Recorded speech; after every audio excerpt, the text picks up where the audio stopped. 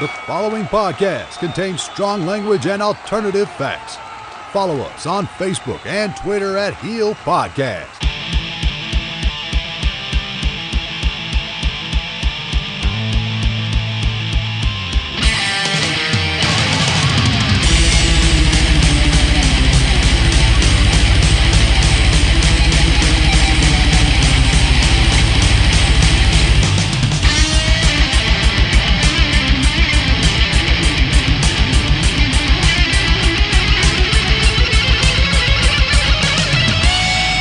Over the airwaves and under the influence, we are Turning Heel.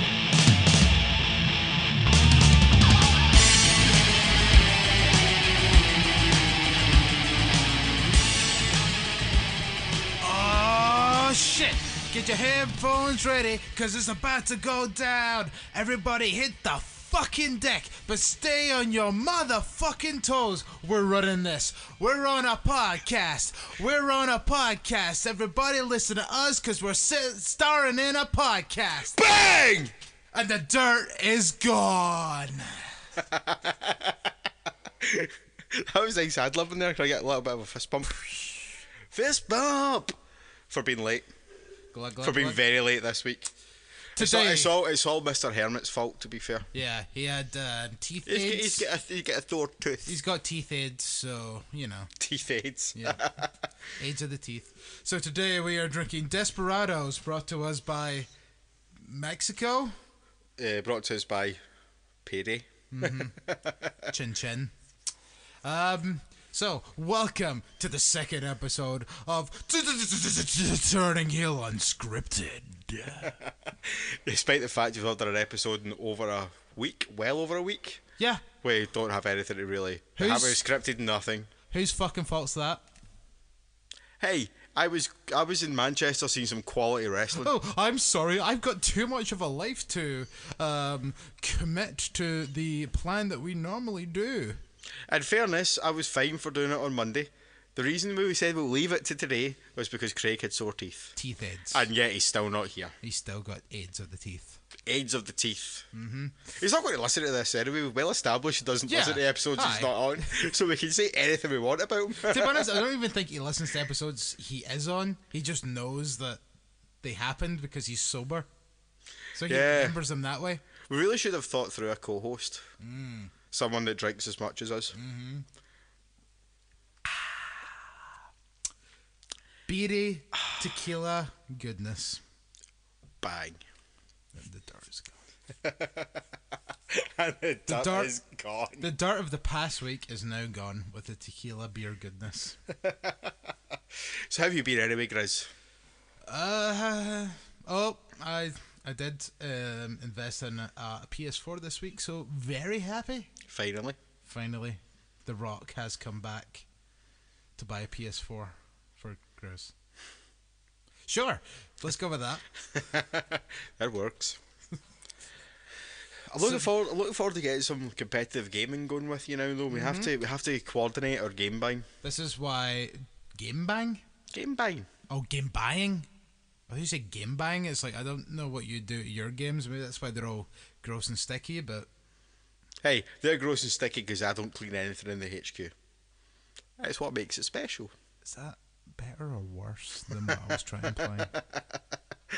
And that's why I win this argument. Is this everyone's gross because he doesn't clean it, or I was implying that he has sex with his games? This could very potentially be the last episode in the HQ before we move to HQ2.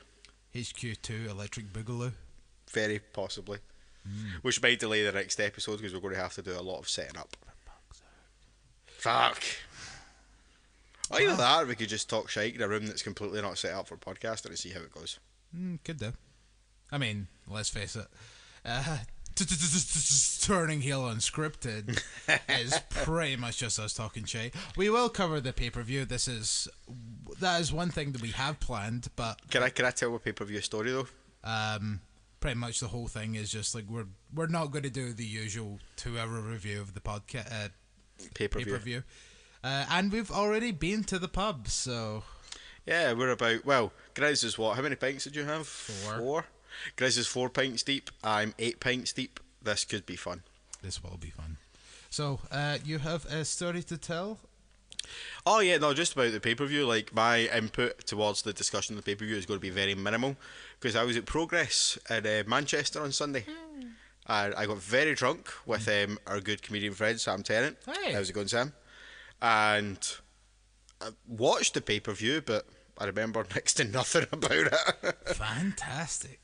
Other than the results. I know the results. Yeah. But I had to rely on Facebook to remind me of those the next day. I could have swore Rusev won that flag match. He should have won that flag match. Was there a dodgy finish? Is that why I was sure he did? No, he just got really close to putting his flag in at one point. Yeah. Anyway, we'll get Yeah, to we'll get there. We'll get there. I was convinced Rusev won it anyway. He should have. Because of how racist it was. And we'll get to that. Racism in wrestling? Never. Never thought of it. Fucking cam your tits, mate. I mean, like, you know, they've got those explosion matches in Japan, the time bomb death matches. I'm pure surprised one of them didn't happen in the Punjabi prison. Just saying. So, we are going to kick off with Battleground. Battleground? Yeah, that was the pay-per-view. Yeah, I know. Fair enough. Just making sure. So the kickoff match. Did you see that? No, you didn't. Of course you didn't. No, I did. I remember Holy that. shit! You watched a English one. You watched a pre-show match for once. Well Yeah, done. because we're back in the hotel an hour early. Fair enough. To give us time to get settled, order our giant ass pizza. That was the worst pizza in the fucking world. Why did you order ass pizza? A giant ass pizza. A giant ass pizza? Well, okay, I say it's a giant ass pizza. We originally planned on ordering a giant ass pizza, but it turns out nowhere in Manchester sells anything above 12 inches. so we had to order two 12 inches. And then two guys dressed as police came to your door. We also ordered Bacora, which didn't get delivered. And I wish I could remember the name of the fucking restaurant we ordered it from so I could call them out live on air. But I can't, so you got away with it, Manchester. You're shite. Bet that was going to be the best Bacora in the world ever. Considering your pizza was pish. What was wrong with it? It's just shite, man. Now you get those pizzas that just taste of nothing. And they're just chewy and fucking... It's almost like they were reheated from yesterday. It's almost like if you actually ate the cardboard it came in, that would probably taste better. Yeah, exactly. Yeah, that was how that pizza went. I had 3 slices of it and it was ditched. I don't even think Sam had as many as 3, but I'm a fat bastard, so... It's still food at the end of the day. Yeah, and I was also drunk. So, Yeah. you know. Speaking of which, sorry, just before we go into the pay-per-view, can I just say, see if anyone has the opportunity to chat in any way, shape or form with Matt Riddle, fucking do it. What a guy, man. There you go. Just randomly drinking in the pub with fans after the show. Not in with any other wrestlers, just bevving himself. Having a good time and partying. That's what you always hear. Like, fans always talk about Matt Riddle, always hanging about afterwards, just wants to meet everybody. The dude seems like just genuinely one of the most appreciative people in the wrestling business, which is sometimes quite hard to come by these days when it comes to it. Like, we were having a conversation about him at the Progress show on Sunday, where we're talking about, I think I brought this up in the podcast before, where Triple H had basically said that they're well aware of Matt Riddle and they are putting him places in order to prove himself because he has a lot of baggage and stuff. The guy to me just comes across as someone that he just loves wrestling. He's not interested in making millions and millions and millions of dollars. Like, I think if he was interested in that aspect of it, he would have stopped smoking weed. He would have stopped smoking weed when he was in fucking UFC. Yeah. Like, I don't think we'll ever see Matt Riddle in WWE. And you know what? That's a good thing. Someone that's that content of just making their money enough to get them by and just being overall a cool dude. Brilliant, man. Let's face it. I'm now a completely reborn Matt Riddle fan. Let's face it. You say that if he just gets enough money to get him by, he's making so much more than that. You know he is.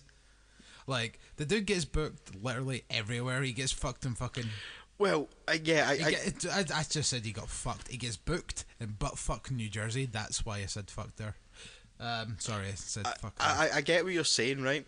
But surely he's not making enough money to see him through for the rest of his life. Don't call me Shirley. Right, okay.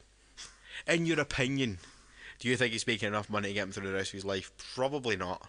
No, that's not what I'm saying. But I'm just saying, like, I think probably he's already made enough money to get him through the rest of his life for a UFC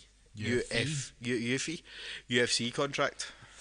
I probably that, but like obviously I keep hearing stuff about PWG.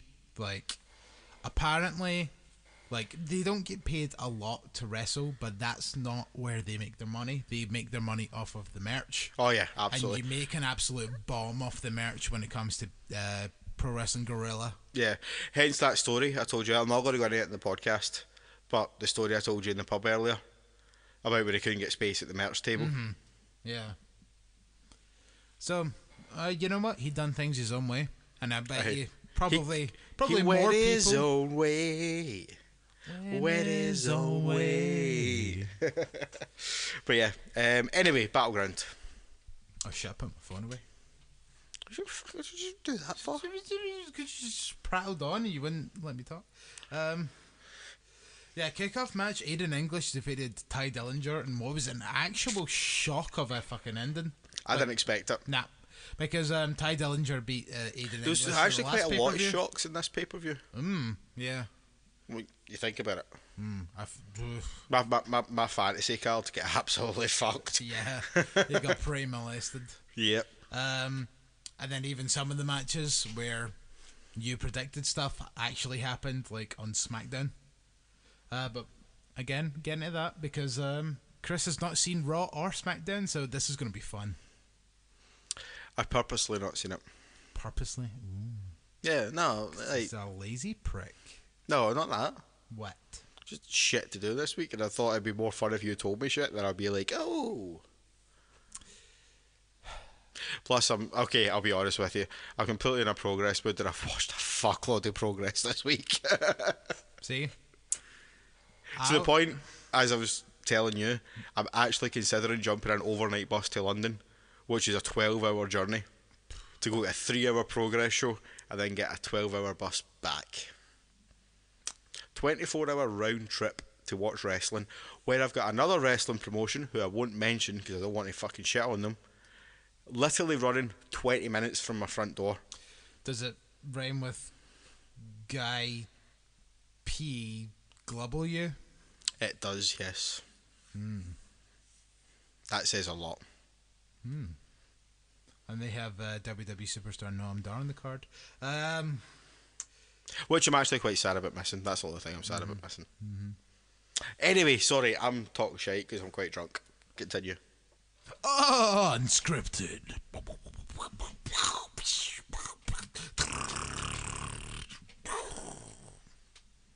See, you never know what may happen in an unscripted show. What, you fucking make stupid noises like a fucking moron? What are you talking about? That was like people shooting us and explosions going off. Like, did you not tell? Okay. Okay. I've got that noted for the next unscripted, but I'm going to queue up the actual sound effects for that. Please do. Aiden English defeated Ty Dillinger, especially after Ty Dillinger won the last pre-show match. It was pretty much the last time he was seen. So for Aiden English to win this one, like, looks like they might be going somewhere with him, which is quite good because you know what, Aiden English is actually good. Surprising. But do you think Aiden English is just getting this push? Because obviously I don't know exactly what happened with Simon Gotch, but the rumours were that he'd caused a bit of a kerfuffle. Simon Gotch is a bit of a dick Backstage. Is it just a case of they're giving Aiden English this push just to give it a big fuck you but why would to Gotch to then eventually just kill it off? Why wouldn't they do that to begin with? Because let's face it, Simon Gotch has been fired for what, 3 months? I was about to say because they have to build some sort of fucking reason to do it, but then I remembered fucking Jinder Mahal. Who? Yeah, we'll get to that later. Your first match of the actual pay-per-view, match 2, was The New Day versus the Usos for the Tag Team Champions. This was a fucking brilliant match, in my opinion. Actually fantastic. I don't remember much of the pay-per-view because, as I've already said, I was drunk. But I'm pretty sure this is match of the night. Yeah. I just don't see what anyone else would have done to top it, including Owens and AJ. I just.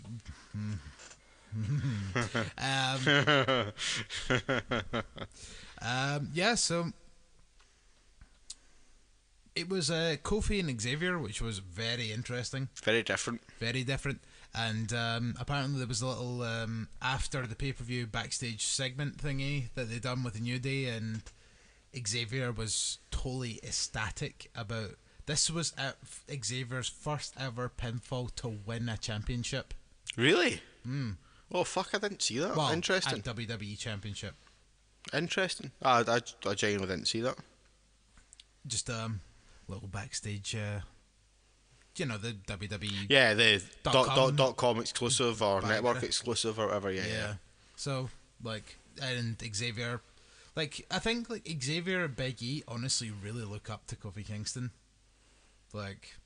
Dude's been at it for years. Why wouldn't you? Plus, He's been there. He's been there as long as I can remember. Plus, Big Kofer is allegedly made history, which Oh, I did see this. is a bit debatable. If you ask me.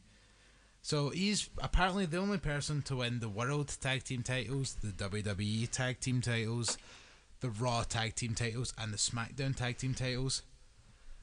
Technically true. In technicality, yes. Because he won the WWE Tag Team titles, which were the penny belts. Yeah. With Evan Bourne, and then again with R-Truth. He won the World Tag Team titles with CM Punk. He won the WWE Tag Team titles with the New Day, and then they technically got changed into the Raw Tag Team titles. But the actual Raw Tag Team titles didn't appear till the day after the New Day lost them. Cesaro and Sheamus got the new... No, they were still, but that was a wee while after the draft. They were still referred to as the Raw Tag Team Champions. I know. The actual belts didn't appear until the next day. That's what I was saying. But yeah, I get where you're coming from. Technicalities here, technicalities. Yeah, I get where you're coming from, but I think I'll give him it. But Mainly because I like Kofi. The Usos also won those belts. And they also won the SmackDown Tag Team titles. Just saying. But no, good for Big Kofi. Well done to the guy. That'll probably never be replicated. It can't Probably. be replicated. It probably can. Unless- There's probably someone in the roster somewhere that could eventually, but the chances of it happening are very slim. The Miz, maybe. I think The Miz may be your best bet. He's won the World Tag Team titles from Raw, the WWE Tag Team titles on SmackDown. He even won the penny belts Yes, he did. Yeah. for 5 minutes with John Cena. And then, so all he needs to do is win the Raw and SmackDown tag titles. And then he'll be right up there with... Yeah. It's highly Kofi? unlikely, but it's possible. In fact, no, he won them as well with fucking Damien Sandow. I forgot about that. There you go. So he did. The more you know. The more you know. We have to make the more you know t-shirts. The Grizz you know. Putting your name and things doesn't count as banter. But we can't make the more you know t-shirts because that's actually a thing. Oh, really? Yeah. Yeah. You know that little star that flies across the screen? The more you know. Family Guy have done a joke about that and everything. I don't watch a lot of Family Guy. Figures why you don't have any good comedy. Oh, Turn down for what? What? Yeah, you're going to be bald in a week. Fuck you. 18 days. And you know what? Your hair's probably never going to grow back. What the fuck is this? What? Okay. I don't know what the fuck happened there, but my phone went AWOL. It totally went from what I was clicked on, and now I've lost it. Hold on. I genuinely thought you were going to tell us about fucking some big breaking news. No.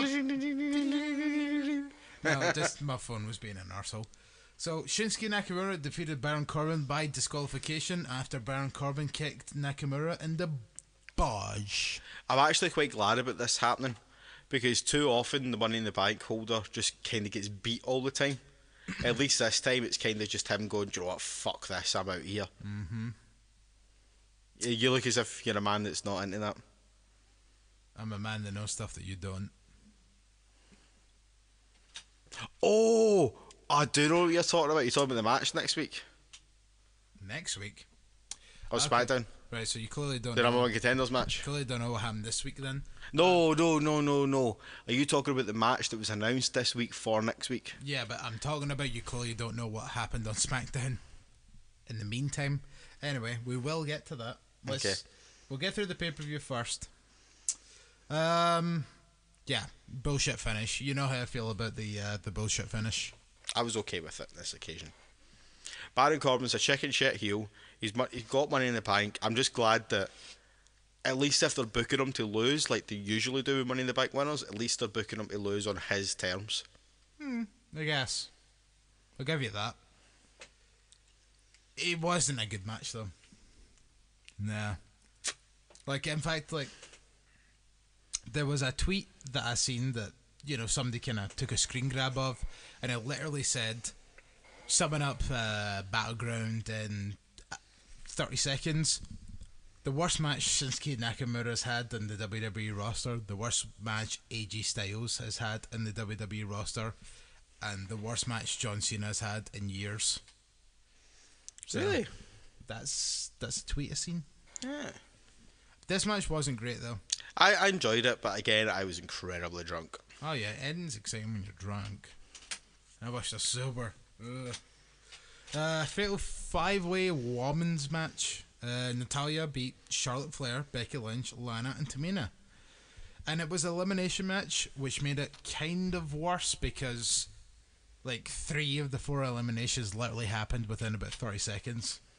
It's like, oh, you're out. Oh, you're out. Oh, roll up. Oh, you're out. And then Natalya managed to beat I do remember that. Charlotte.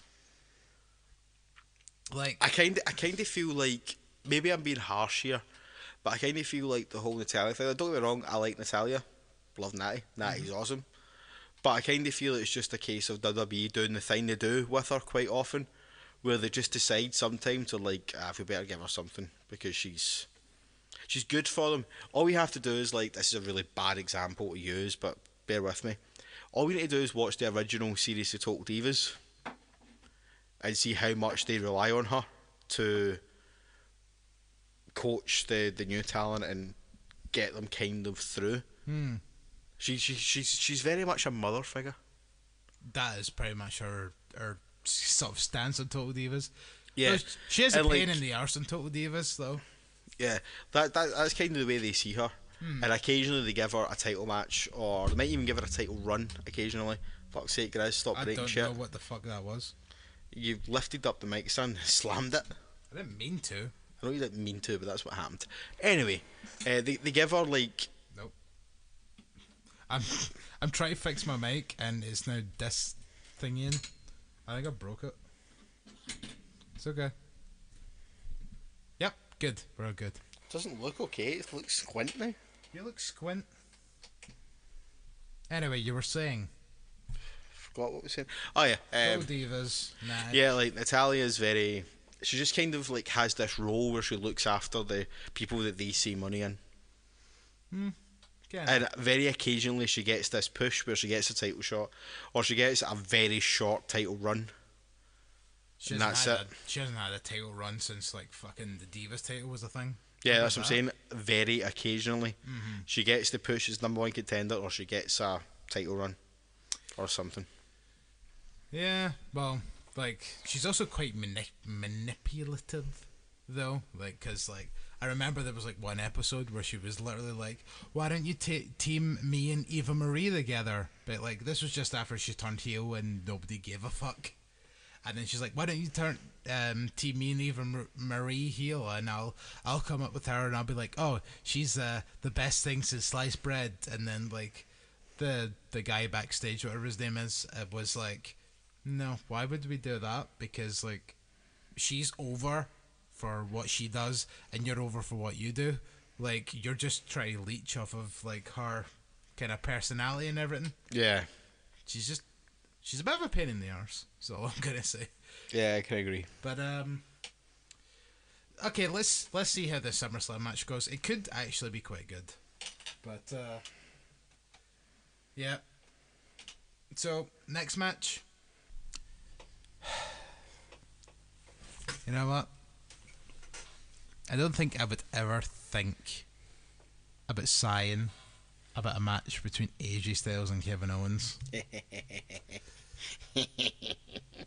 But yeah, they made us do that. This match is the point where my memory goes blank. I mean, the match was so-so. Their match at Backlash was definitely a million times better. But this ending, man. Like, I keep hearing on the tinterwebs from many places that apparently... It was changed last minute. No, apparently AJ Styles was supposed to kick out. Oh, I've seen that as well. Like, what I've heard was AJ Styles was supposed to... well, not kick out, get the shoulder up, and because of the groggy referee, he wouldn't have seen the shoulder up, but apparently AJ Styles didn't get the shoulder up, so they just kind of went with, fuck it, Kevin Owens is a champion. Because, like, obviously they had the Kevin Owens music cued and everything ready to go the second that the 3 count hit. So apparently... So he was also supposed to win then. Well, apparently... In some capacity. Apparently he was supposed to win. AJ Styles' shoulder was meant to be up. Shane McMahon was meant to come out and say AJ Styles' shoulder was up, restart the match. But it just, like, when Owens... Which makes a lot of sense, because I've seen quite a few outlets reporting that apparently the Rusev and Shane match for SummerSlam has been scrapped. Yeah, looks and like it's it. and it's now going to be Owens and Shane. Yeah. So that would make a lot of sense. Yeah. I mean, now they're doing it in a bit of a different way, like, because obviously it probably would have started with Owens claiming that Shane screwed Kevin Owens out with the belt or whatever. So yeah, like they're finding a new way with it. We'll get into that later.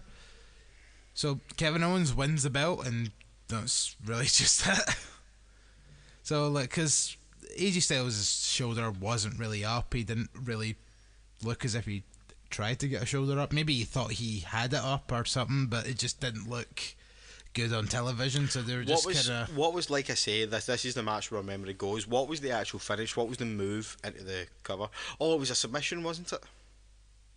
Yeah. I think, like, AJ Styles kind of had, like, a... Not like a crossface, but something similar to that. Yeah, a chokehold sort of thing. The two of them kind of rolled up. Yeah, okay. Yeah. Because I was thinking there for a second that maybe Styles just took a pretty hard bump before it and was a bit... Do you know what I mean? Nah, it wasn't. Yeah, no, that definitely happened there. It's coming back to me now I'm talking about it. Yeah, it was a submission that... Yeah. It's kind of a roll up and... Yeah, get it. Yeah. It was weird. And they never showed any replays or anything like that, so you could tell something was up. Pardon me. So they just decided to just kind of go with it. They fucked up. They fucked up, yo. So, maybe this is a conversation for later on, but where do you see Rusev going now? If his match with Shane is truly pulled from SummerSlam? Because you've got Cena, unless he gets involved in Cena Nakamura next week. But I can't see it. In fact, actually, see just while I've mentioned it, can we cover Cena Nakamura just now? No, because it kind of all builds together. Right, okay. Sorry. I just have a lot to say on it. I know, we will get to it, because this is going to be a good talking point. We'll get through this though, because speaking of Cena, John Cena versus Rusev in a flag match was probably the biggest pile of pish that I've ever sat through. It was a fucking flag match, mate. What'd you expect? Not just that, but No, it was the worst fucking thing I've ever seen. And the racism, which I mentioned earlier.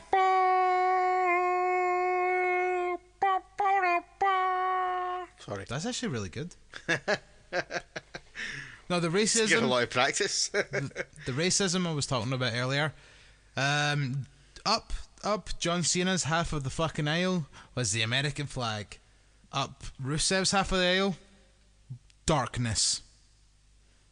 I was about to say, if you were about to say it was a Bulgarian flag, I was going, that's not really that racist, but there was nothing. Nope. So one side of the ring was Stars and Stripes. Stars and Stripes, The other side, black. oh, Could not give a fuck. I wonder who's gonna win. for fuck's sake. And John Cena is so corny as fuck. I've hated this guy for so long, and he comes back on July 4th and spouts all the American blah-de-blah. Like, Be careful, Grizz.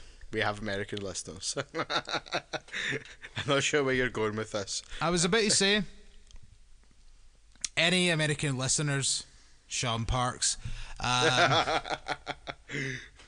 one and only. You are the one and only. nobody I'd rather be. Right, so, okay, any American wrestlers? Any American listeners? Well, there's one American wrestler that might be listening to this. Which one?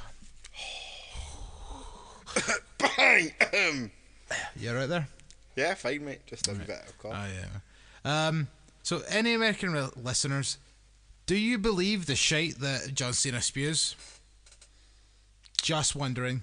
Let us know on Facebook and or Twitter at Heel Podcast. No, because I just want to know, like, is everyone in America that patriotic? So I say careful, guys. What do you think I was going to say, delusional or something? Not quite as bad as that, something else. But I'm not going to say that because I have a lot of respect for American listeners. I So love do I. America. I visit America every year. Love it. Yeah, I've been to Vegas 5 times. It's Give me the opportunity and I would move to America in a heartbeat. agreed. Granted, the Donald Trump thing over the last couple of months has maybe made me think twice about that, but in past years I would have. Maybe we'll move there in 2020 when, if you smell what the president is cooking. When Big Dwayne. Yeah. Or as Jim Jeffries has pointed out in many jokes up until now, now Simpsons get a lot of credit for predicting the future. Jim Jeffries should get some. What's he said? He refers to a president in the early 2020s as President Macaulay Culkin. And considering that fucking Trump got in, why the fuck not?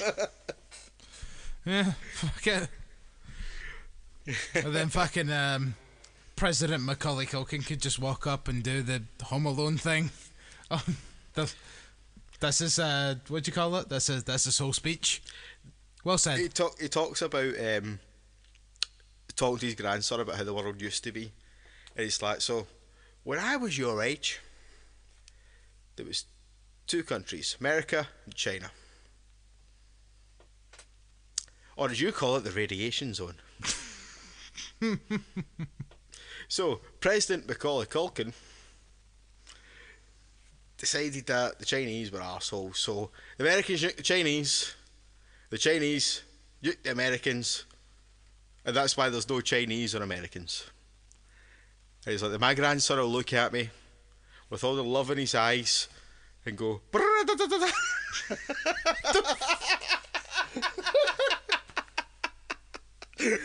just to stress that is not my joke. Like, that is just, I was just explaining guys my reference there.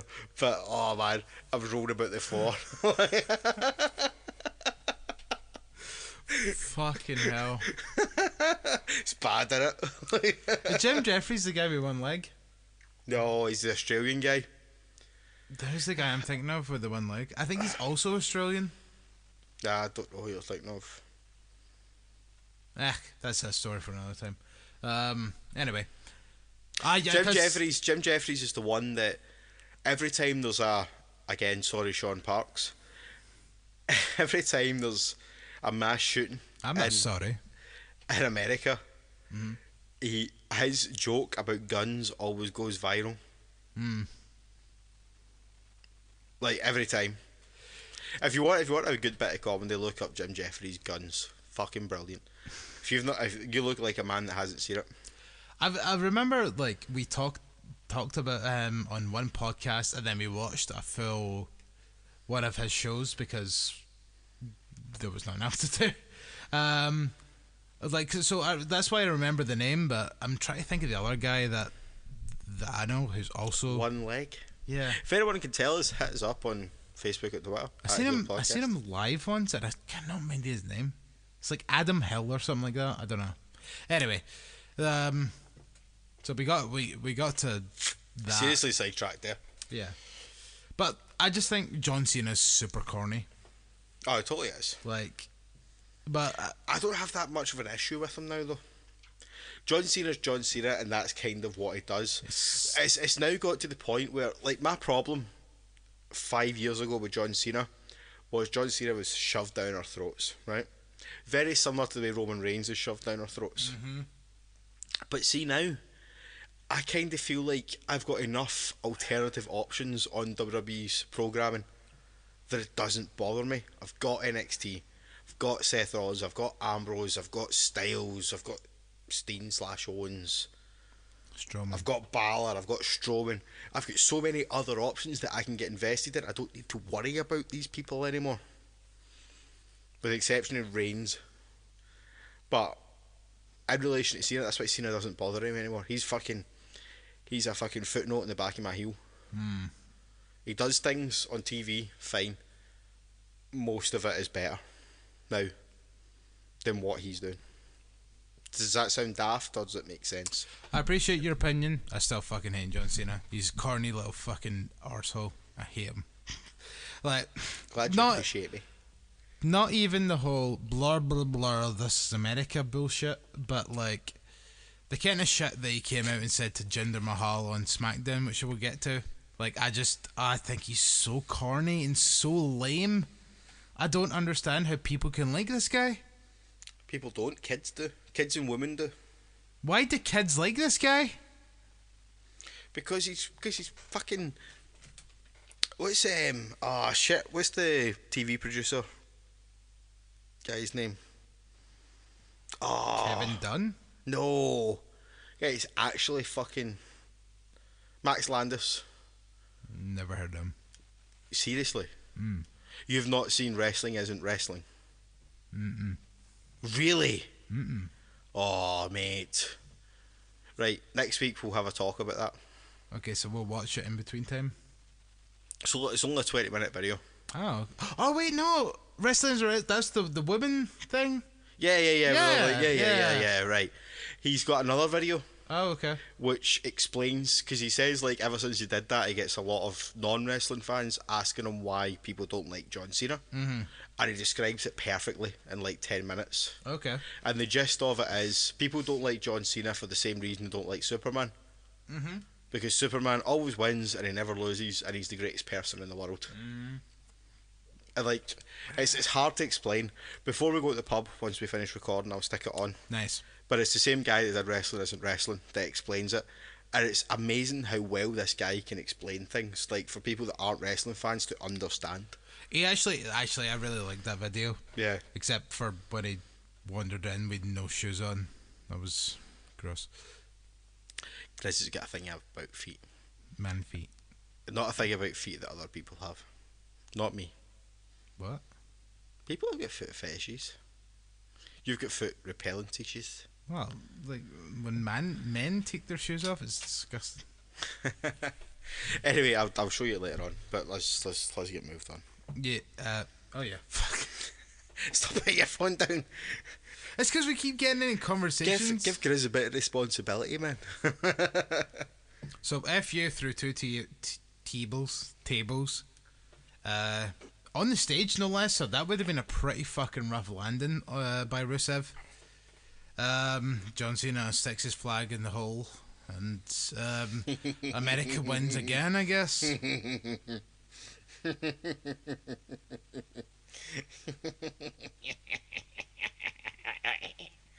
Sticks his flag in the hole. I could have said he stuck his pole. Was it Ricky Bella? I could have said he stuck his pole in the hole.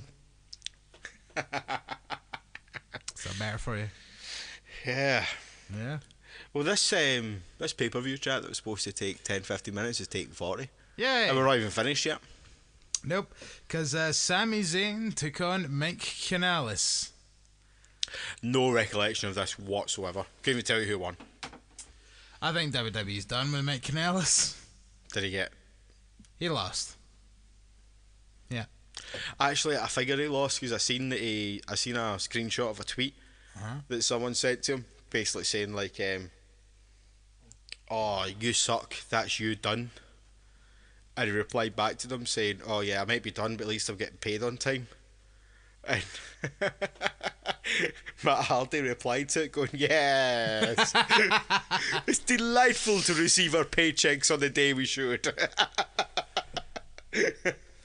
Because Matt Hardy used to not get paid on time when he was in TNA. And clearly neither did fucking Mike Bennett / Kanellis. Oh yeah. But yeah, but at least I'm getting paid on that's time. what you meant. Like, I was like, how do you know when this guy gets paid? The guy was replying to. I get it now. That's even funnier now. Delightful. I love getting paid on time. Yes. But yeah, so tell me, I'd like to say I don't remember nothing about this one, so tell me. It was just Intrigue me to watch it back. don't know but shit. Did you see the match on SmackDown the week prior? Or the SmackDown prior? They had this match on SmackDown, then they had it again at the pay-per-view. Yes. So remember, Maria ran in just as Zayn was going for the Helluva kick. Mm-hmm. And then Bennett hit his finisher, and then that was it. Kanellis hit his finisher, and then won. They pretty much done the exact same thing again, except as Kanellis went for his finisher, Sami Zayn kind of squirmed out of it, chucked him in the corner, Helluva kick, 1, 2, 3, made him look like a complete bitch. In fairness though, like, is Mike Kanellis / Bennett the attraction of this whole thing? No. He's not. He's just he's there by circumstance. He's there because he's pumping Maria. Yeah, he's there by circumstance. Literally it. And he decided to become a wrestler. They're probably going to build him losing all the time, Maria eventually dumping him because he loses all the time, turn him face, her heel, and move on. But they're actually together. That's what makes this gimmick work. Yeah, I know they're actually together, but suspend disbelief when it comes to wrestling. I mean, they tried to do that with fucking Rusev and Lana, and you seen what happened with that. Yeah, but the problem with that was they put Lana with the worst possible person. See if they put Lana in a wrestling role, as a I'm trying to break free. I want to break free. Boom, boom, boom, boom. I want to break free. But yeah, if they did that with her, I think she would have got over.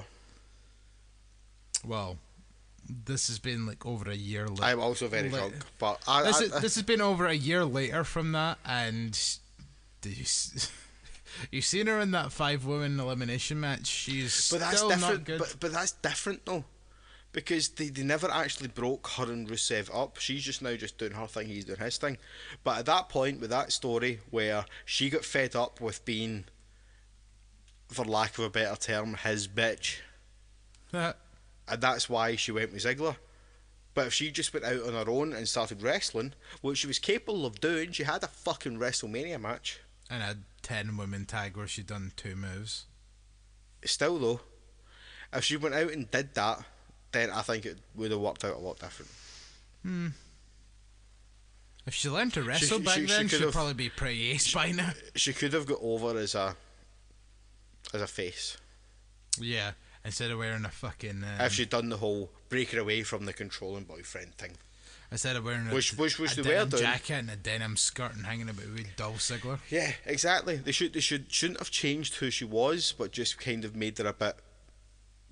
This is going to sound really strange because she was a very strong character to begin with, but made her stronger with the fact that Rusev was treating her like shit. So she went, "Fuck you! I'm going to go do my own thing." Do you know what I mean? I'm a strong, independent woman. I don't need no man. Except, in a Russian accent. They sound a lot better booked than that. But yes, I am a strong, independent woman. That's not Russian, that's Borat. but do you get what I mean though? Like, I think that would have worked a lot better than what they're doing now. Yeah. They could do what they're doing now after they did that, turned her heel, sent her away for a couple of months. She comes back doing the Emelina gimmick as a heel. Fine. In fact, like, you know that you brought I that don't up. even know why we get in this conversation. I've actually completely forgot. Do you know, like, since you brought that up, do you actually think that the way they're treating Emma now that she's back as a kind of punishment for the fact that she didn't do the Emelina gimmick? Nah, I don't think so. Really? Constantly jobbed out in television or never on television? Nah, I don't think so. I just think right now there's a lot more. That's what I'm looking for here. Penis. No? There's a lot more options for them just now that are far more pay-per-view options. They need to build Emma up to be to that level. Well, it's a bit hard to build Emma up when she's never on fucking television. But let me finish. No. It's not going to happen anytime soon. So if they pull her back just now, just let her put other people over and then do the big push on her 6 months, a year, whatever from now, and get her that big match where she wins her women's title, then I'd much rather that happen than her just winning pointless matches on TV, not going anywhere. Keep her down at that level if you need to. It's the Bayley effect. Which they didn't do with Bayley. But on NXT, it's the Bayley effect. How often did Bayley win matches? Not very. You have to, and that's what I think. That's what I've said this in the podcast before. That's what I think they're doing with Bayley now. Alright, she's number one contender, right? Okay, which kind of screws my theory. But my theory was before that they're building her back down in order to then build her back up, because everything about Bayley is all about the chase. Okay, it's different with Emma because she's a heel, but the same principles apply. Like, there has to be a good story as to her. See if she just won matches every week, then okay, fair enough. Yeah, she's number one contender. That's pish. But Alexa Bliss, that's a better example on SmackDown. No one expected her to accomplish what she did, and she did it. You're right. Only thing else. No, you spoke some tooth there. That was a pun for Craig Hermit. You spoke some tooth. Just so. Guys, I can't do the podcast where tooth is, so I'll get a toothache. I'll get a Ken. A toothache Ken. You had surgery over a week ago. Jesus Christ. Just drink some whiskey and suck up. Exactly, you dick. I love how he's not going to listen to this. We can say whatever we want about him. Craig is a penis. Craig is a penis. Craig is a penis. Craig is a penis. I was saying as a penis, not has a penis. Fuck you, Hermit. Fuck you, Hermit. Fuck you, Hermit. Let's not actually say to him that we said any of this and see if he fucking messages us. Totally. But the thing is, you're saying like, Emma is the same kind of way as Bayley is, but it's not though, because Bayley. I know it's not. Like, I was really struggling to find a comparison there. Then I fucking got it with Alexa Bliss. It's not the same if she just comes up. Look at Nia Jax, right? Alexa Bliss and Nia Jax. Fuck, I'm on a roll here. Nia Jax came up as the big. I'm on a roll. Everybody look at me, cause I'm lying on a roll. Nia Jax came up as the big dominant woman, and what's she actually done? She ballisted the entire Raw women's roster except Sasha Banks at one time. Yeah, she's not won anything. She's not came close to winning anything. Which I still call bullshit, because I think she should have won that match. I think she should as well, but she didn't. Right, that's the way they booked it. That might be the most dickish headish thing in just a pure weird way. It's like, she should, but she didn't. So fuck Yeah, you. yeah. That's the fact. She didn't. When you look You're at right, when you look at Alexa Bliss, when she got called up, everyone went, "Oh fuck, that's not going to work out." And Grizz, I think you need to break that ice up. I can't. It's ice. Smash over your head. That'll be fun. Oh. Oh my god, he actually did it. Ow! I hope that sound get recorded. And half the ice is all over the joint now, but I'd probably hairs through my eyes. Oh fuck! It's down my back. It's actually down my back. That was actually really funny. Ugh. It's times like this where we should have remembered that we used to record video podcasts. Very a bit lad on my bed. I can't believe that. No, it all went behind you. Yeah, it's fine. Like I could. I can't believe you done that for nobody except me. That actually hurt a wee bit. I'll bet. Can you give me a can out now? Anyway, Thank you. So yeah, my point is, you need to build people's expectations down to give them that wow factor. That's what happened with Alexa Bliss, and I think that's what they're doing with Emma. Done. I just don't think they care about Emma. That's why Emma should go to SmackDown, where she'll be appreciated on my television every week, so I can be happy for once. Right, what's the next match? We need to kind of get going with this. The main event of the evening. Scheduled for one fall. Yeah, see, I bet you just thought we were going to do one fall, but we didn't. Do you know why? Because one fall's a dick. And the show as well. Fuck, that's another bit of ice. Why did you have... How? I don't know, it must have been set at the top of my chair and then melted enough to fall down my back. Fucking Jesus. I'm sorry, ladies and gentlemen, I'm genuinely trying. The worst thing is, we're not going to say anything just now. There's been a couple of hints, but we're not going to say it just now. The worst thing is, there's a fair chance someone very important listens to this, and we're pissed, smashing fucking ice off our head. This is how every show goes if you are listening.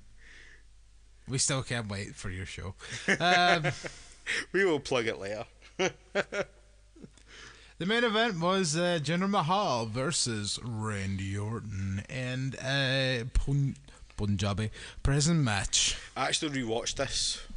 Did you? Yes, that's the only match I fully rewatched. I thought it was okay. Like, It was It a made bit it- long. it was long, yes. Great Khali coming out was shite, Spoilers. but everything in between was okay. Like, it made a lot of sense. Like, if you're trying to put Jinder as an over the top super fucking heel that needs everybody's help in the world to win, then that was the way to do it. It is a bit of wanks then. Yeah, like that worked. Although there's one big thing that rips my knitting about it. Hmm. See, when they got to the outside, like to after they got through the first structure to the second, the fuck didn't just go through the gap? They clearly could. I know, I thought that the whole time. It biffed me out. I mean, like, Randy Orton clearly could because he's pretty fucking slender, man. I think Jinder could as well. No, Jinder's too... He's got too much back acne to fit through there. Because he's on roids! Maybe. No, not maybe. Like, I told you, like, isn't one of the first definitions of or one of the first side effects of doing steroids back knee? And you went, I don't know. You googled it. Yeah, no, it was. No. I'm just saying I still think he got a fat through the gap. The gap was massive. Jinder's on roids. If you did that, he could have got through that. But I guess also Just to clarify, since this is an audio podcast, I'm forgetting that. I'm pushing my hands forward He's and doing pretend- like a he's- diving motion. he's pretending he's a sausage. He could Remember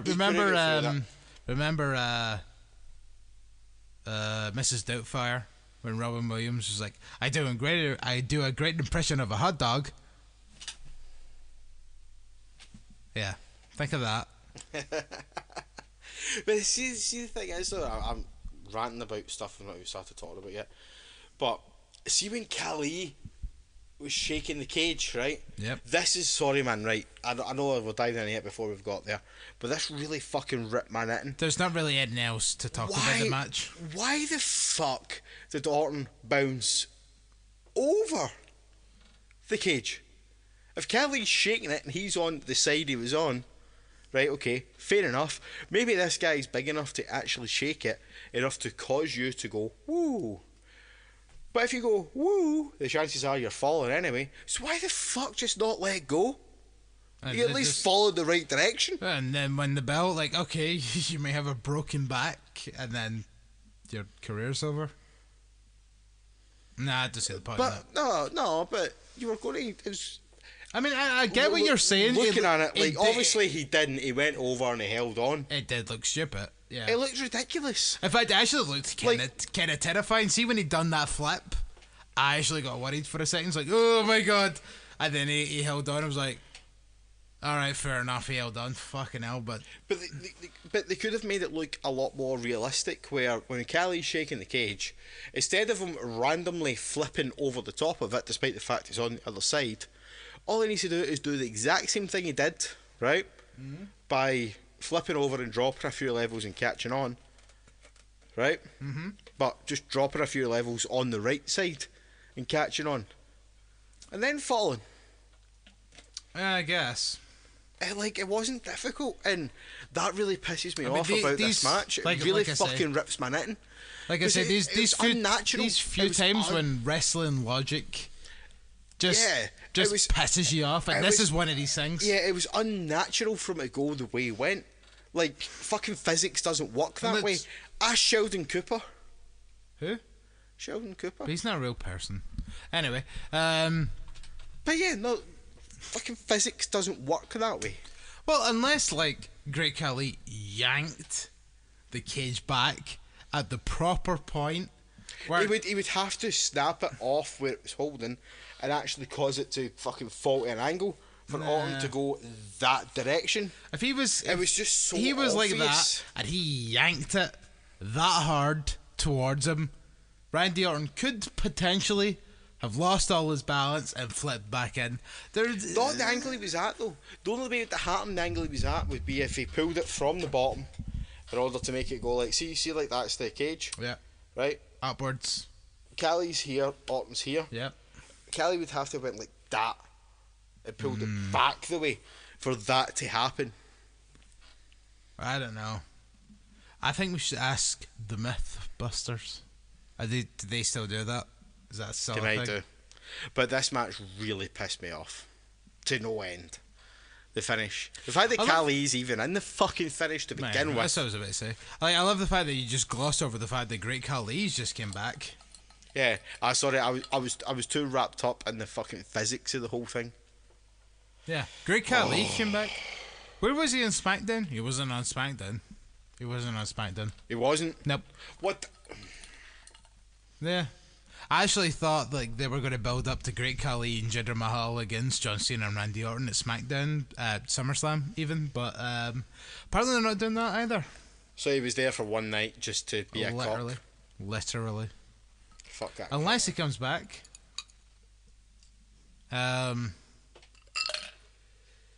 So yeah, that was Battleground. Still probably not the worst pay-per-view of the year because, you know, Fastlane happened.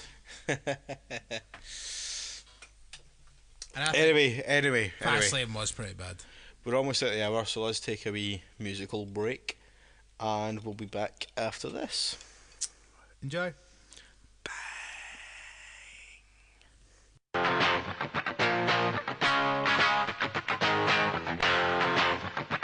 Self-high five.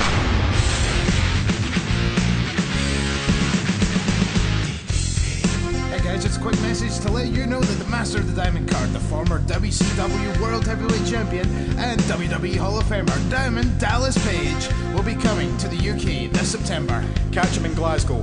Newcastle, Manchester, Birmingham and London. For live Q&A sessions and DDP yoga workshops. Yo, it's me, it's DDP. For full information, visit ddpuktour.com. That's ddpuktour.com. Bang!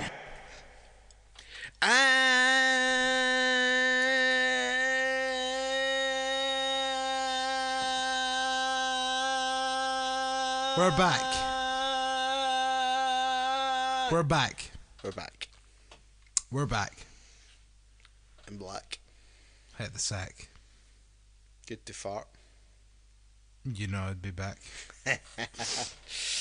So yeah, Monday Night Raw. I haven't seen this either. Yep. So In fairness, I did see the pay-per-view. I was just really drunk. what a turd-burger. Ago came out to talk about the main event of last week. Then Bronzov came out. Big Bronski himself. Good old Bronski. He's like... See his new t-shirt? His new t-shirt? Yeah. As opposed to his old one? Yeah, he's got a new t-shirt. He's got a new t-shirt? I've not seen it. It's literally, it's kind of... No, just get it up and show me it. And I'll continue on. Okay. Since I've seen Raw.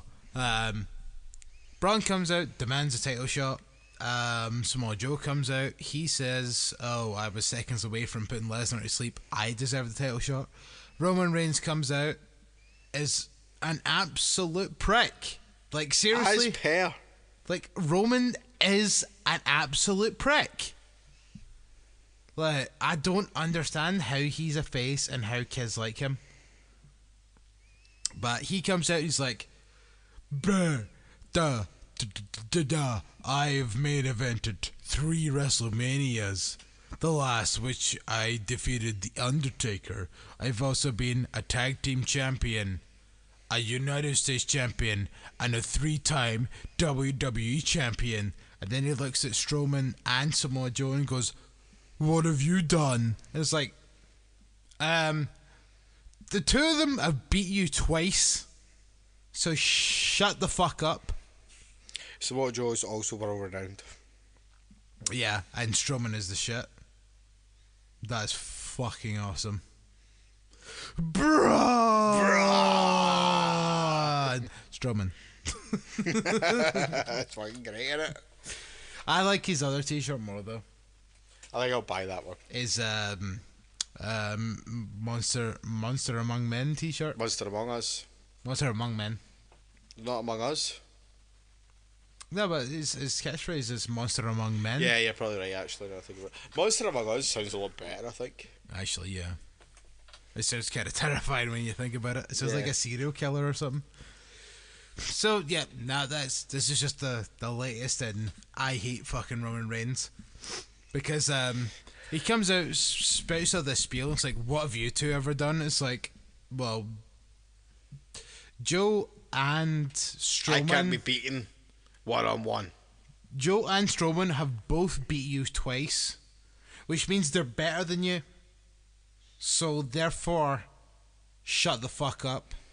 And then I think it was Strowman said something, and then like Roman Reigns just kind of goes, "Shut up," In and fact- then attacks him. It's like I feel as if like Roman Reigns is such a petty little fucking bitch. In fact... He's a bitch with muscles. Feel free to say no if you're not into this idea, right? No.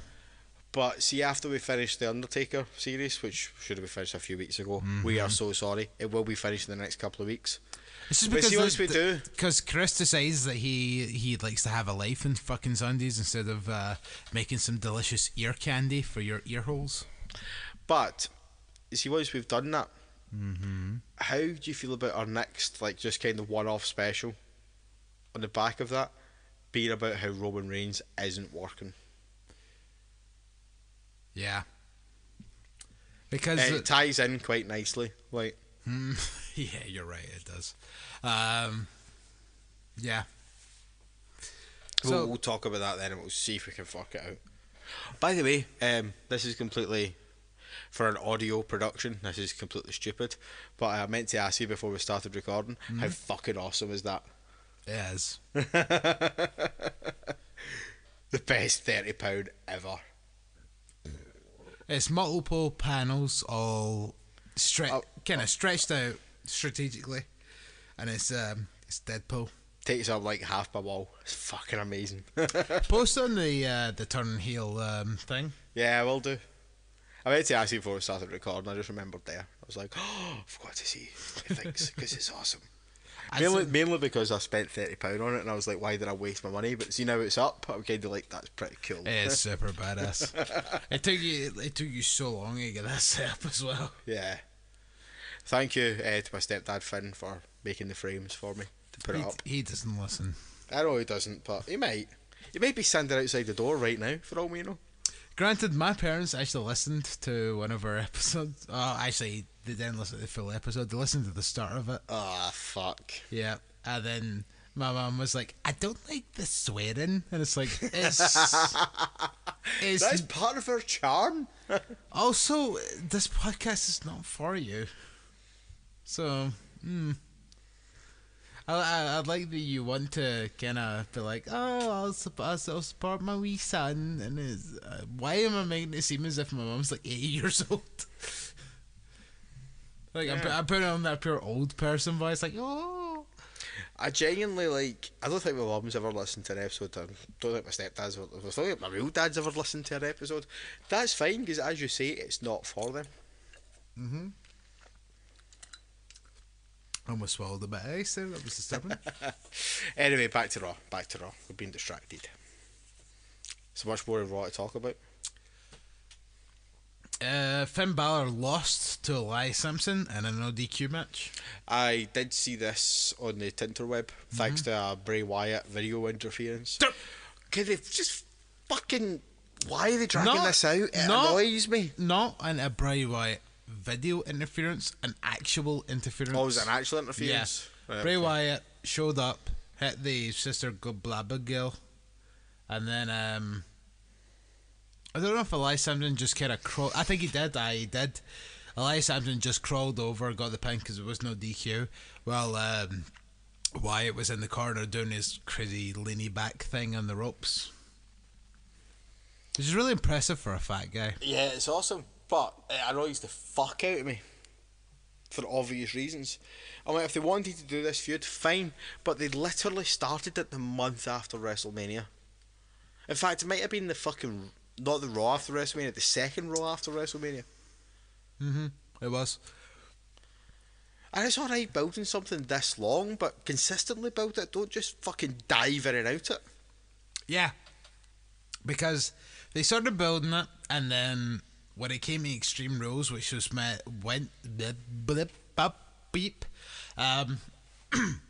which was meant to be when they had the pay-per-view. What's happening? Oh god. Yes. You cunt. I hate you. Right, so I went bleep, and then Chris just flung his hand up, and I was like, I thought he was wanting a high five or something like that, and then he just punched me in the fucking face. He just done the fucking Tyler Bate to the thing that you moan about that no one should ever fall for, and you just fell for it. But you're not a fucking wrestler. How the fuck am I going to expect shit like that from you? You know what? Before we're done, I'm going to get 5 things that I hate about wrestling done in this shindig. Is one of them Bush and Bash or Beat and Bop or whatever it is called? Fucking should be. I forgot about them. Chris 1, Grizz 0. I was about to have his booze over his face, but no. What was I even talking about? I don't remember now. Finn Balor and... Oh, yeah. So it happened like the second week after WrestleMania. So he came back in the tag match, and then... And then Bray Wyatt is like, blah de blah de blah, I want to feud with you, Finn Balor. And then Extreme Rules happened, and Braun was injured. So all 3 matches got combined into one, with Roman, Wyatt, Bloody Black Nuke. There was a pay-per-view before that as well, where they completely glossed over it. It happened. He had done his first thing. There was, because there was Balor was on Miz TV. Yeah, and the pre-show. None happened. Yeah. Was And Wyatt even on that show? I don't think so. Well, It's the whole thing's a clusterfuck. It really is a clusterfuck. I know. But at this point, they're like, I guess it's literally just like, oh, Bray Wyatt's oogly boogly. What can I do to counteract that? I'll paint my face, I guess. The demon. In fairness, though, there hasn't been a sighting of the demon since Balor came back the Raw after Mania, which I think is missed. Like, I think it gives a big fight atmosphere. No, has that been seen since SummerSlam? Yeah, so since he came back. Oh, sorry, I misheard what you said. Yeah, he hasn't done it since he came back, so if there's going to be a time to bring it back, then probably against Wyatt is a time to do it. It's just my argument over the whole thing is it's been really poorly booked. Yeah. But that's also, they've poorly booked it because of Strowman's injury. But no, see, I don't take that as an excuse at all, because there was an entire pay-per-view before that happened where they chose to not advance it in any way, shape or form. And the most recent pay-per-view as well. Yeah. I don't understand. I guess apparently Even Extreme Rules, they could have advanced it. They could have Wyatt do something nah.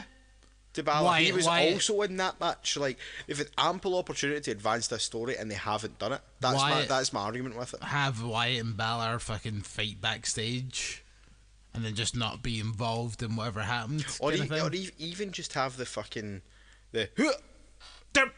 happen. Lights go out, lights come back up, and Balor's gone. Yeah, the two of them are gone. Or even the two of them are gone. Yeah. The two of them should be gone because why would? And then basically the next night on Raw, have Balor back, and I'm just basically being fucked, like mind blowing. Do you know what I mean? They'll have an interview with him. He's like, last minute I remember I was in the ring, and then I was backstage or something. I was in this wooden cabin. It was kind of burnt down, but I was there. Why is that an English accent? Because I can't do Irish accents. I can't do accents. I've told you that. No, but it could even just be a case of like you get the thing, and then that's it. Lights come back up. Balor's gone. In fact, not just Balor's gone. And then the next night on Raw, they interview him and they're like, "What happened to you last night?" And he just says, "All of a sudden, I felt the need to walk away. Nothing mental has to have happened. Just that I felt the need to walk away. But I felt compelled. I felt attracted to walk away, but see, as if another force was kind of like, yeah." Do you know what I mean? See if that's the thing. What? So And you're saying he goes, "Dup," and then he just disappears, but then you say they felt the need to walk away. But that doesn't really make sense. I think, see if Wyatt was hanging upside down and then looking at him, and then Balor goes to hit him, and then just kind of stops and just looks deep into his eyes, and then just kind of stays there for a second, and then just kind of sinks a little bit because, acting. Sink as if you're becoming under control. And then, so he kind of sinks a bit, and then just kind of walks out. That's basically it. It doesn't need to be a yep, and he's just gone. Yeah. It could be a yep. Lights come back up, and he's halfway up the ramp, not acknowledging anyone in the building. Just like a zombie walking away. But I feel as if there needs to be a kind of moment where it seems as if he's been hypnotized, and You even get to the point where hypnotism doesn't happen in the dark. You could even do it. He gets to the fucking top of the ramp, and he stops, and he looks about, and he turns around and looks back at the ring as if he's fucking coming back, and then suddenly just kind of goes, walks his way through the curtain. Because I don't think you could do the whole disappearing act, if you know what I mean. Because then you have to explain where he went. I think if you could do something like that, where he all of a sudden became entranced, and walked away. Like, that would work. Anyway, we're getting on in time. It could maybe work if he had that, and then, like, I don't know, something like, if the finish happened like a minute later or something like that. Like, let's say like he derped away, and then Samoa Joe locked Bray Wyatt in the Coquina clutch, and then the next night, like, Balor just says like, 1 second I was in the ring, the next second I was in the parking lot. So you know, the parking lot would take you well more than a minute to get from the parking lot back to the ring. So he had no chance of breaking the submission, and everyone else was out. But you seemed as if you had something there. I did, and it's completely popped out my head, and I'm now really annoyed. Sorry. Fuck, what was I going to say? Something about Wyatt? Yeah, just about the whole way they could do it. Oh, yeah. What about if they did the whole rip, dip, and Balor disappeared, right? And he wasn't on TV for maybe, say, a month, right? But he appeared on Wyatt's backstage stuff, and he was the one holding the lantern and the demon paint. Interesting. Do you know what I mean? So it's kind of like Wyatt's doing the whole fucking lighting the lantern, and once the lantern's lit, all you can see in the background is Balor in the paint. The demon. That'd be awesome. Anyway, let's swiftly move on because we're running out of time. Right, so Raw. Try to think of enough. Bailey's won number one contendership. We spoke about that. SmackDown. So SmackDown. Shinsuke Nakamura took on Baron Corbin again. This was actually a much better match than the pay-per-view. I don't know why they decided to do that. And Shinsuke Nakamura won clean, which you called for the pay-per-view. So, there we go. Because I always expect a Money in the Bank winner to not win. It's kind of their MO. Their modus operandi. Where do I put this? Just chuck it anyway, I'll deal with it tomorrow. So, yeah, that was the thing I was talking about. Like, the fact that like they had the shitty fucking finish at the pay-per-view, then they had the full match with a proper ending on SmackDown. Kind of stuff that I didn't really appreciate, to be honest. It's like, what if I paid money for this pay-per-view and then I get the actual ending on SmackDown? Well, that's the thing with the network. The network basically means they don't have to give you the big payoff ending on pay-per-view. I still don't like it though. It pisses me off, man. Let's not dig too deep into that match. I mean, you know how much I hate, you know, the good old fuck finish, so... Yeah, let's not dig too deep into it. We know how you feel. For me, I think the big talking point about this is the match that's then announced later on. Yep.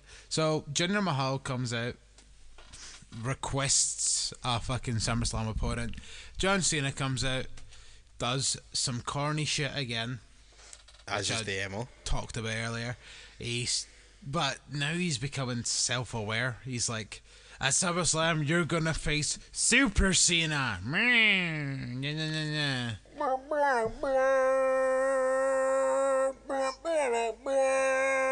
Sorry. He may as well have done that, man. Because, like, it was pretty like, oh, I don't care about Great Khali. I don't care about the Singh brothers. All I know is that at SummerSlam, I'm gonna walk out a 17-time champion. Play the trumpets! And then he flung the mic away. I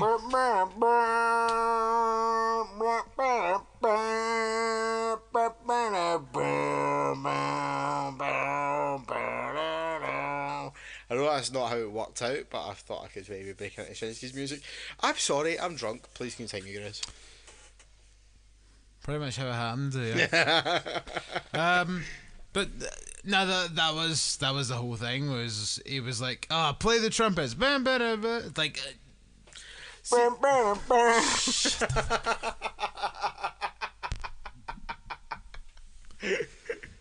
But like, I think like, see if he actually does that at one point, where he just goes, play the trumpets, and then he just goes, like covers the mic and just sings it himself, and then his theme song hits. That's like the fucking one extension away from what you're doing. Right, we've heard it. And then Daniel Bryan comes out and looks at him like, I don't give a fuck who you are. Like, you need to earn your shot. You may be my brother-in-law, but you know. But he's like, I don't give a fuck who you are. You still need to earn your shot. So you know what? You're going to face someone else that done a thing at some One point. time. Yeah. This guy was big in Japan. You know what it means in Japan. This is my thing about this match. Shinsuke Nakamura versus John Cena next week on SmackDown instead of at fucking Battleground when it would have really have meant something. This is where I fall, right? I don't think this match is going to happen. Go on. I think there's going to be more than likely Baron Corbin getting involved and potentially taking out Nakamura before the match starts. And it working out that Nakamura doesn't come back, Cena gets number one contendership through default, and that's how it happens. I really do not want Nakamura anywhere near the WWE titles just now. That's a big payoff. That's a WrestleMania payoff. But I also don't think he should lose anytime soon. So that's where the predicament lies. It's like, I don't think Nakamura should be challenging for the title at SummerSlam. But I don't think he should lose anytime soon either. So they have to do something to make Cena number one contender and keep Nakamura's undefeated streak. I think maybe Corbin getting involved during Nakamura's entrance, coming out, smack him over the back of the head with the briefcase, put him out a couple of weeks. Doesn't need to be for a long time, just a fortnight or whatever. Done. Cena becomes number one contender by default. And then that adds to a potential story between Nakamura and Cena on pay-per-view, where Nakamura never really got his chance if Cena does win the title. I really just don't want Nakamura anywhere near the championships. Like, see, once he wins that, what's left for him to do? Win it again. Win it again or go to Raw. Yeah. And the worry that I'm getting is... Plus, Nakamura doesn't need a fucking belt to be awesome. Put him against the right opponents. Yeah, you know what? Which they're not fucking doing. Okay, I'll give you that. I was about to say, like, I think maybe he does need a belt. Nakamura versus Cena, right? Could main event a pay-per-view. Could main event SummerSlam. WrestleMania. Could main event WrestleMania. Could main event any fucking pay-per-view you want to fucking mention. And they're having it and on there doesn't need to be a belt involved for it to be a big deal. Which is also one of the things I hate. I genuinely don't think it's going to happen. I think Corbin's going to get involved. Take Nakamura out and the match isn't going to happen. WWE aren't stupid. They know that match is big money. I know, but the next match we're about to talk about... I enjoy what they're going to do. By announcing it, they're going to drag in a lot more viewers than they normally would because that match has been announced. But I genuinely don't think it's going to happen. But then they also done the next thing, which was have a triple threat match for the United States Championship. So it was Kevin Owens defending the newly won United States title against AJ Styles, and the returning Chris Jericho. I did not know Jericho came back on SmackDown. So there you go. Interesting. Look at his smile. He's here. He's here. He's here. Last time we seen him was at Download. Who won? Nobody won at Download because it was singing, not wrestling. Download on SmackDown. Oh, on SmackDown, AJ Styles pinned Chris Jericho to regain the United States Championship. Okay, so we're probably looking at Styles and Jericho at SummerSlam then. Yes, which would then explain Owens and Shane. Because after Kevin Owens lost, he's like, I want my rematch next week on SmackDown. So I'm going to assume that the original finish for Battleground, they're going to do again. But this time, Shane McMahon will come out and be like, that wasn't a real finish. And then Kevin Owens will be like, you keep screwing me out of the US title. And he also had a face-to-face bit like earlier on in the night, so I think it's clearly going to happen. Okay, I'm into that. Yeah, but Kevin Owens against Shane McMahon, I think that sounds like a good match. Totally, especially if it's a helicopter spot. Yeah,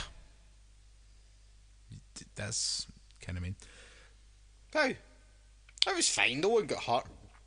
I'm talking about like the fucking SmackDown Here Comes the Pain when you do the dive off the fucking helicopter and then the guy lands on his head outside of WWE New York. Did you see Kayfabe News on their post like the day before WrestleMania? Mm-hmm. They posted an article saying that WrestleMania results are in after pre-taping. Yeah. It's when you read the Shane McMahon and AJ Styles match, it says that AJ Styles won after Shane McMahon missed an elbow drop from a helicopter. Ooh. They predicted the helicopter. Whoa. Fucking great, man. Kayfabe News. Kayfabe News. Kayfabe News. Like I says, like there was a couple of episodes ago where I was questioning if Kayfabe News was the dude that does it was from Canada. And then, like, the next episode, like, Craig Hermit confirmed that. Yeah. And then I just kind of turned around to you and told you. But then that was all that was mentioned about that. And you just kind of looked at me like, what? No, I remember. And then I never fucking mentioned it again. I was about to do another. Oh, yeah. Smack more ice over your head. That'd be great. That's how life should work. What else is there to talk about? So Triple Threat, Jericho is back. What does Jericho do? That should be interesting. And AJ versus Owens is set for next week, which means I think this definitely will be the end of the feud. I would hope so. Yeah, because kind of sick of it. A feud should never go more than 3 matches. There you go. Remember earlier on you asked me what does Rusev do? Oh, yes. Feud with AJ Styles. There you go. Booked. I read something different. Okay, what did you read? And see, now I've read it, I just kind of thought it was someone just throwing out random expectations, but I read that we're going to be looking at AJ and Jericho for the US title. Makes sense. If Jericho's back on SmackDown, he's going to have a match at SummerSlam, and that's makes the most sense out of anything. Probably, but unless just the whole logic is Jericho got pinned in the Triple Threat match. Unless Jericho gets involved next week, costs Owens the match. Jericho Owens again? They technically could, because there's the reason to do it again. Because Owens tried to end Jericho's career. It wasn't like it was a clean 1, 2, 3 and that was it, done. So why the fuck wouldn't Jericho want to fight him again? I guess, yeah. And then maybe Shane and Rusev will still happen. Touché. We'll see. Time will tell. Right, so. Well, yeah, that's so that's Raw, SmackDown, the pay-per-view. There is one little bit of news that we're going to talk about. Yeah, very quickly. And that is once again, conversation of Paige and Alberto Del Rio. I'm so bored of this now. Previously on Alberto and Paige Alberto and Paige tell all. No, I was going to say, I forgot it again. God damn it. What was the Mexican thing? Televisa? Yeah. Whatever. You know what I'm talking about. So yeah, apparently an arrest warrant has been issued for Paige. Yep, which means probably her WWE career is over if she gets arrested. No, she won't be arrested. An arrest warrant is issued. So she will be arrested. She'll either turn herself in and be arrested, or she'll be picked up somewhere. She's done. She's done. Completely. And it's a shame because I genuinely don't think it's her fault. Nope. I honestly think, considering that the thing is, with this airport incident, there was a third party involved, right? This third party knows all, basically. Yeah. And I genuinely think that Paige is, like I said in the last episode, doing the very much domestic abuse angle of blaming themselves. I think Paige has put herself in this situation by saying that, it's me that should be arrested. She And that's flung what's a happened. drink over a bit of Del Rio. How is that considered Well, the thing an is, assault? you're right though. Yeah, she threw a drink over him, right? And So she said. By the letter of the law, yes, that is assault, right? But the only way that can go anywhere is if the person on the receiving end presses charges. So Del Rio has actually pressed charges on her for throwing a fucking pint of beer on him. Yeah. And How petty is that? Like, the only thing we kind of need to bring in from this is remember this alleged stabbing that Alberto had a couple of months ago. oh yeah, fuck me. Like, was that a person? Was that Paige? Like, because like that kind of just went nowhere. That whole story. The whole thing is just that it's an absolute colossal disaster. Like, The two of them just need to They get need away to be from away each other. from each other. Yeah, I completely agree with you. They need to get away from each other.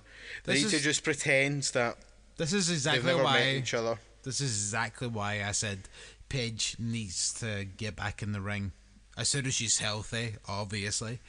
But she needs to get back to WWE, back to being on the road, back to not being with him every minute of the day. Because, like, let's face it, the two He's a of them. poison to her. No, the two of them are a poison to each other. Okay, yeah. Because even fucking Alberto is suspended from fucking Global Force right now. Let's face it, like, that'll be lifted now though, because Paige is now the one the arrest warrants went out for. I know, and but Del it's- Rio's no longer it's no still- longer under he investigation. still doesn't look good though. Yeah, but they said as long as he's under investigation, he's suspended. He's no longer under investigation. He's their champion. That'll be it. That'll be it. Pulled now. They will not be having issues with Yeah, him. but still, what I'm saying is like, right, okay, he is still their champion, blah de blah de blah. But would you really want to continue keeping your champion? Like, and this, you, I suppose we'll see when they do the next set of tapings. But Yeah. until then, we kind of just have to. I mean, we know that the shit's been taped and all that, but like, what I'm trying to say is like, would you want to continue with him as your world champion if he's continued and shit like this? Like, yeah, maybe you might want to just take the belt off him as soon as possible. We'll see how it plays out. There's not really any other way we can do it. I'm tired of talking about this now. Like, just Yeah. can the two just break up? Like, that is a horrible thing to say, but like, 'cause like it's rotten to just look at a couple and be like, ugh, you should break up. But let's face it, the two of you clearly aren't happy with each other most of the time. That you are arguing like the way you are in fucking public. You are doing nothing but ruining each other's careers. Like, I think fucking Alberto does a very good job of that on his own. yeah. I mean, like, see, that's the thing. Like, okay, everyone kind of blames Alberto for everything. I don't think Paige is, getting off scot-free or anything like that. I think Paige is doing some stuff. Anyway, Yeah, so it's been a pretty fun unscripted episode. I didn't think it would last this long. it's a bit of a shit way to like fucking go on this. You're like, No, it's a shit way to finish it, but that's not the way we're finishing it. we're not. We're finishing it with some good news. Some good news, ladies and gentlemen. So, for those that are unaware, And for those that are, the master of the Diamond Cutter and WWE Hall of Famer, Bang! Diamond Dallas Page, is on his way to the UK in September this year. Yeah. So, if you want to see Dallas, you absolutely can. The former multi-time WCW World Heavyweight Champion.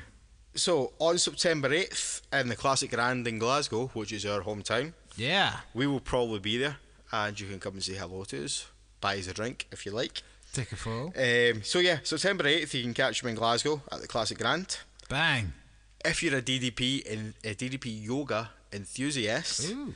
you can catch him on September 9th at the Glasgow Club Kelvin Hall. Ooh, that's not too far from my house. It's not, You know actually. what? I might go. You doing yoga? I say I might. I don't like getting my toes out or anything, but I might still wear my socks. September 10th you can catch him at the Benfield Centre for Sporting Excellence in Newcastle, again doing a DDP yoga workout session. September 13th he's in Manchester at the Frog and Bucket doing a Q&A session. Huh. September 14th he's at a venue to be announced in Manchester, UK, doing we can only assume is a DDP yoga workshop. It's a surprise. September 15th you can catch me in Birmingham at the Glee Club doing a Q&A session. And on September 16th you can catch him at the Action Indoor Sports Centre in Manchester. There you go. Yeah, in Manchester doing a DDP yoga session.